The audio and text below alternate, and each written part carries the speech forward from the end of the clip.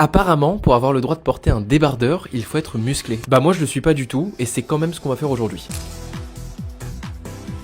Étonnamment, c'est souvent des mecs de salle bien chargés qui te disent « Non mais tu vas pas porter ça, t'as pas le physique pour, c'est ridicule, reste à ta place ». Comme si c'était à eux de distribuer les autorisations. Toi t'as le droit, toi t'as pas le droit. Sauf qu'ils oublient un truc, le débardeur à la base, ce n'est pas un vêtement de sport et ce n'était pas du tout porté par des personnes hyper musclées. À la base, c'est un simple maillot de corps ouvrier, né aux Halles de Paris au 19e siècle, puis récupéré par les militaires. Et même avant que cette pièce soit portée en ville comme une pièce de style, c'était un pyjama. Demandez à vos papis, il dormait en débardeur. Et s'il est si populaire aujourd'hui, ce n'est pas grâce à un physique de bodybuilder, mais plutôt grâce à des acteurs comme Marlon Brando par son charisme. Donc si un mec t'explique qu'il faut mériter son débardeur, eh bien c'est simplement un gars qui essaye de faire l'intéressant et qu'il a inventé une règle qui n'existe absolument pas. D'ailleurs j'en profite, si tu aimes apprendre ce genre de choses autour de la mode, pense à t'abonner. Le message que je veux passer est très simple. Peu importe ta corpulence, ton âge, ton niveau de salle, tu as le droit de porter ce que tu veux. Personne sur internet n'est habilité à valider ta tenue. Et encore moins un mec qui passe ses journées à juger les autres derrière son écran. Si tu n'as jamais osé passer le cap, c'est peut-être le moment avec ces deux nouveaux débardeurs de ma marque. Si tu veux le lien, écris débardeur et je t'envoie tout.